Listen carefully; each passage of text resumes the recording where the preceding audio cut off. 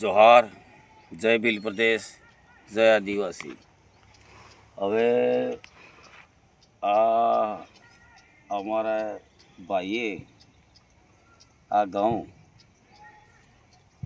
ઓર્યા હતા ને ઓરીલા હે ઓળે કરીને. આપ દેખો, હા વાવીલા ઘઉં નથી, આ ઘઉં હે ઓરીલા ઘઉં. એટલે ઘઉં કેવા ઉગીલા હે, સહાડા ફાટ ઉગીલા ઘઉં. બાપ દાદા શું કહેતા કે ઓહો હો ઘઉં ઉગ્યા હે સહાડા ફાટ હે.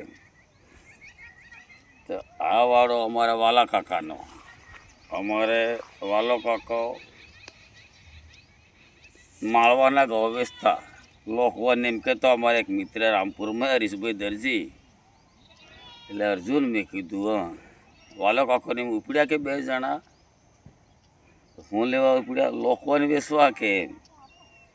અમારા કાકો આ વાળામાં ખેતી જ નહોતા કરતા, કારણ કે એ નાનો મોટો એમને ફાવે એવો ધંધો કરતા.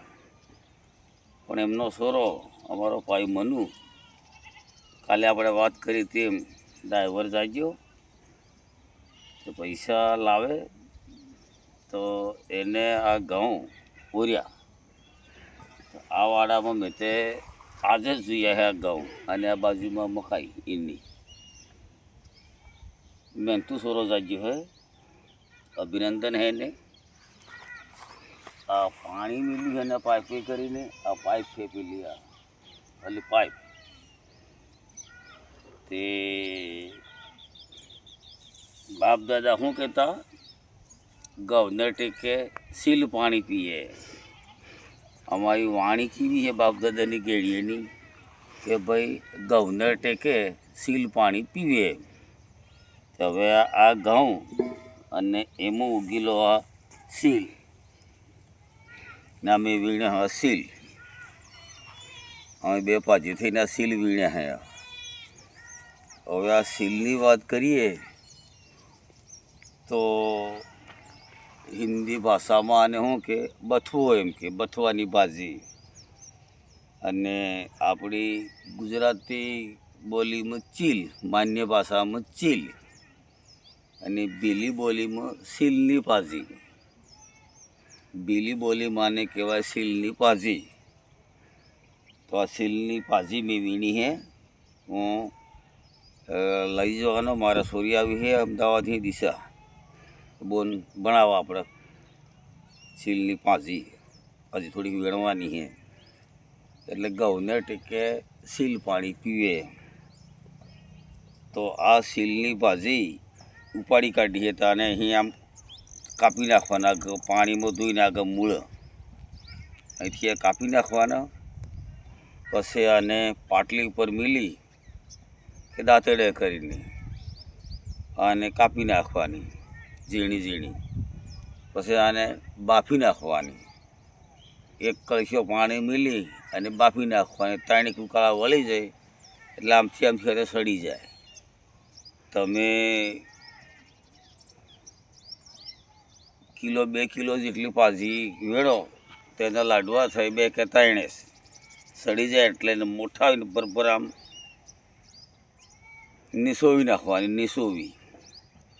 નીસોવી નાખી અને મય આપણો મરચો મસાલો જે કંઈ શાકભાજીમાં નાખતા હોઈએ આપણે, લસણ ને આદું ને આ ને તેને બધું વાટીને મય પીળવી દઈ અને પછી એને વઘારી દેવાનું. થોડીક વાર એને ફેરવ કરવાનું અને પછી એને ઉતારી લેવાનું. પછી આપણે ગરમ ગરમ રોટલો અને ખાજે એટલે હાળોનો ટેસ્ટ પડે, એટલે ખાવાની ઘણી મજા આવે, બહુ જોરદાર લાગે.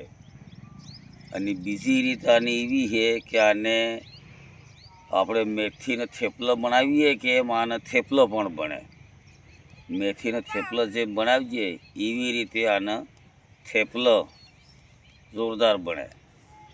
એ આપણે ગમે તો સફરમાં જાવું જઈએ તો હાથે લઈ જઈએ તો ખાવાની ઘણી મજા આવે. આગળ થેપલો આને કહેવાય ચીલની ભાજી. અમારે આ દીકરી છે નાની બચ્ચી છે, અમારી ભાઈની છોરી છે.